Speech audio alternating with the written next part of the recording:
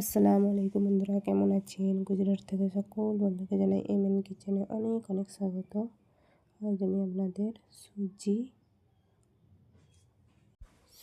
সুজি ও ম্যাগি দিয়ে দারুণ সুন্দর বাচ্চাদের টিফিন কিংবা সকালের নাস্তা বানিয়ে দেখাবো। তার জন্য এখানে দেখুন একটা কড়া নিয়েছি, তাতে 1 চামচ ঘি দিয়ে দিয়েছি ও 1 চামচ জিরে দিয়ে দিলাম, দিয়ে তাতে পরিমাণ মতো লবণ দিয়ে দিলাম ও পানি দিয়ে দিয়েছি, দিয়ে এটাকে গরম করে নিচ্ছি বা ফুটিয়ে নেব।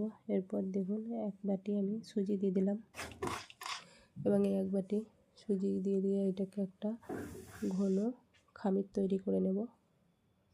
দেখুন আস্তে আস্তে মোটা হয়ে গেছে এবং খামির তৈরি হতে আমি এখানে একটা থালা নিয়েছি, থালাতে আগে থাকতেই ঘি মাখিয়ে রেখেছিলাম। এরপর আমি এটাকে হাতের সাহায্যে মেখে নেব এবং এটাকে আমি সাইডে সরিয়ে নিলাম। এরপর এদিকে আমি ম্যাগিটা দিয়ে দিলাম, ম্যাগিটা দিয়ে পানি দিয়ে দিলাম ম্যাগিটা যাতে সেদ্ধ হয়। এদিকে আমি পেঁয়াজটা কেটে নেব।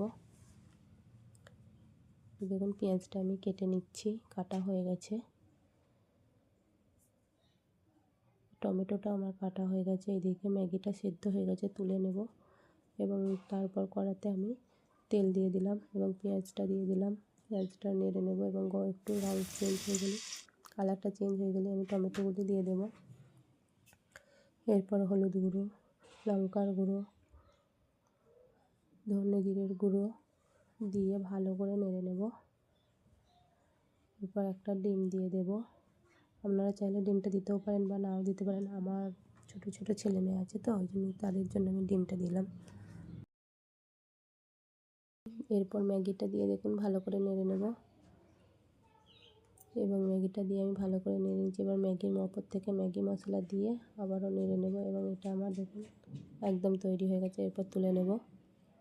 এইদিকে দেখুন সুজির যে খামিরটা করে রেখেছিলাম সেটাও একবার নেড়ে নিলাম, দিয়ে আমি হাতের সাহায্যে ছোটো ছোটো করে লেচি কেটে এটার মধ্যে পুর ভরে দেখুন কেমন আমি ম্যাগিটা দিয়ে দিলাম, দিয়ে এটাকে মুড়ে নেব। আপনারা যার যেমন পছন্দ সে তেমন ডিজাইন বানাবেন।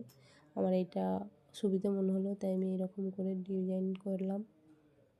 এই দেখুন আমার একটা তৈরি হয়ে গেছে। দেখুন এইভাবে আমি সব কটাকে তৈরি করে নিচ্ছি। আপনাদের সুবিধার জন্য আমি আরেকটা তৈরি করে দেখাচ্ছি। প্রথমে দেখুন হাতের সাহায্যে টিপে নিয়ে বড় করে নিলাম এবং আবারও পুর ভরে এইভাবে ডিজাইনটা করে নিচ্ছি। এইভাবে দেখুন আমার আরেকটাও তৈরি হয়ে গেল এবং আমি সব কটাকেই তৈরি করে নিয়েছি।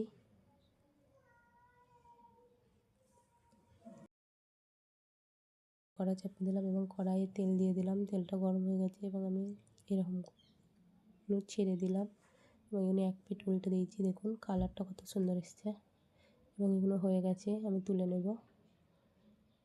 এইভাবে আবারও একবার নেড়ে চেড়ে নিয়ে আবারও আরেক দিয়ে দিলাম এবং এগুলিকেও উল্টে দিলাম। দেখুন কত সুন্দর হয়েছে এবং এগুলোকেও আমি তুলে নেব। এইভাবে আমি সব কটাকেই ভেজে নেব এবং এই দেখুন আমার সব কটাই ভাজা হয়ে গেছে।